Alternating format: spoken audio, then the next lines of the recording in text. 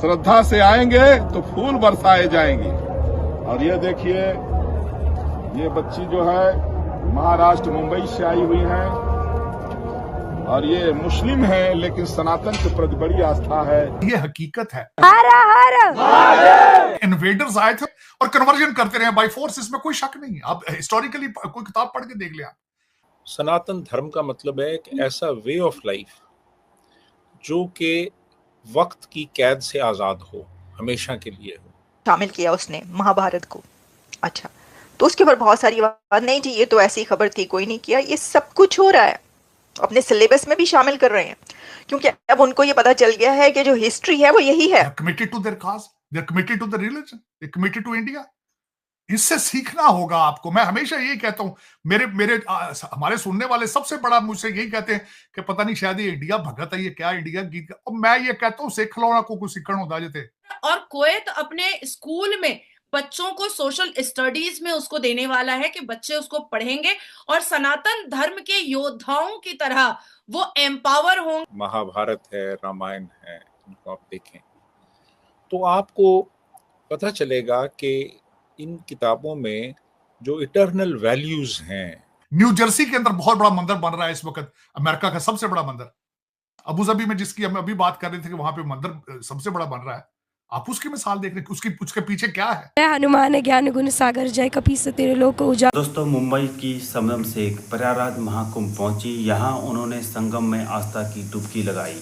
सबनम शेख ने यहां कई संत महात्माओं के दर्शन कर उनका आशीर्वाद दिया। साथ ही इस मुस्लिम युवती ने कई सनातनी अनुष्ठानों में भाग लिया। इतना ही नहीं, इन्होंने योगी सरकार की व्यवस्था को बेमिसाल बताया। 2 दिन महाकुंभ में रुकने के बाद वह मुंबई चला गई। वहीं दोस्तों, फरवरी में यह मुस्लिम लड़की दोबारा महाकुंभ में आ सकती है। जो वहाँ के महात्मा हैं महाकुंभ में, उन्होंने फूलों की बारिश कर इस युवती का स्वागत किया था।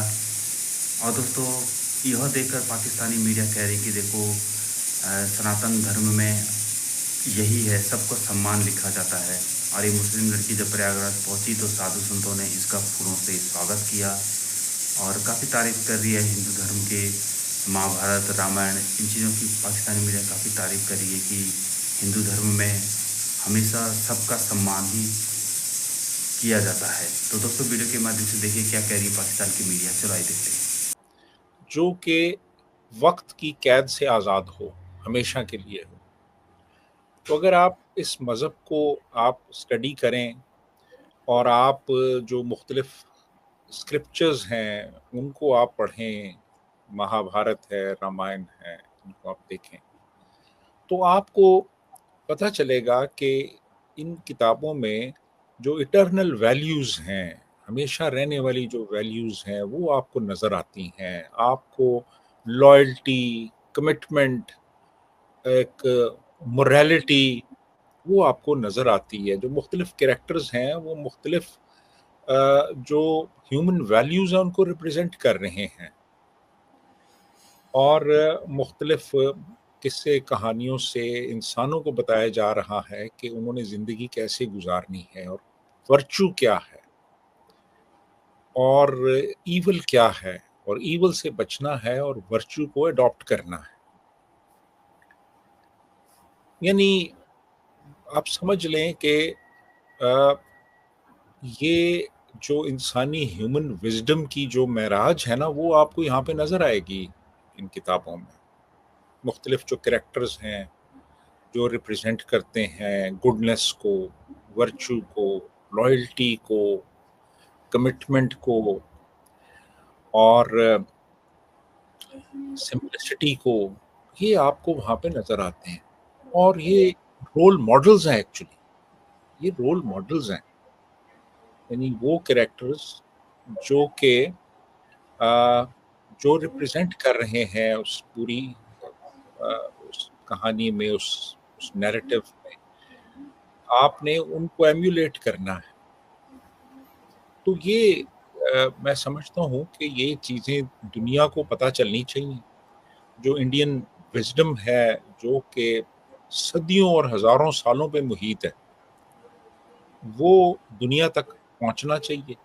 और अब ये बड़ी बात है कि अरबिक में वो ट्रांसलेशंस हुई हैं महाभारत की, रामायण की, अरब उनको पढ़ेंगे, उनसे वो इस्तिफादा करेंगे, देखेंगे।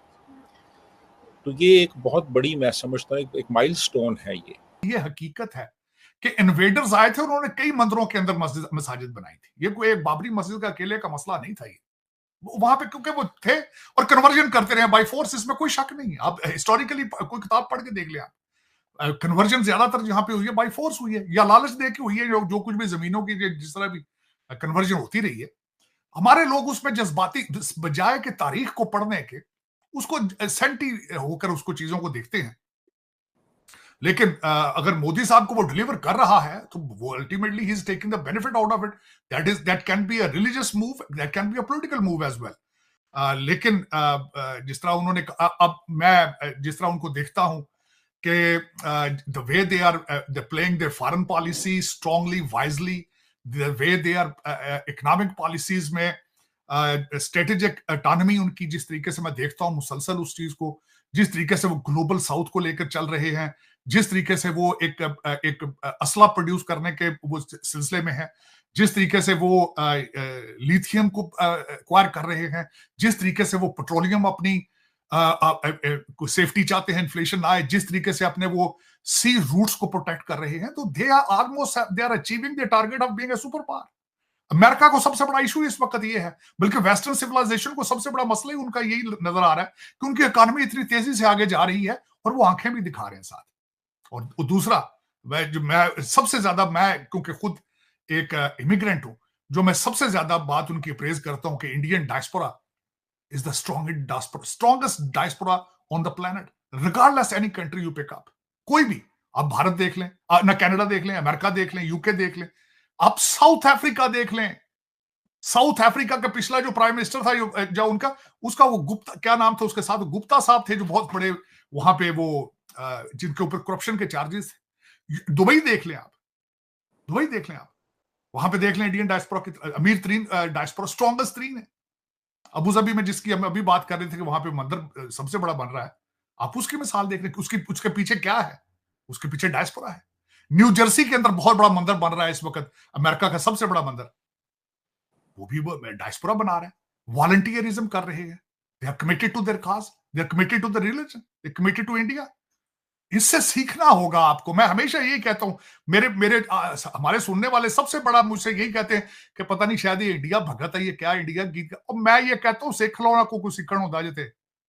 आपने अफगानिस्तान से भी सीखने की कोशिश की, आपने तालिबान के जश्न मनाए हैं, अगले मुंह ते चुक के मारी जे, उन्हें क्या परा करो, उन्हें क्या अपने मिसाइलों के नाम ही चेंज करो अपने। तो लेकिन ये कि आप सीखें कुछ उनसे। आप एक ऐसा मजहब है, दुख के साथ ये कहता हूं, जिसका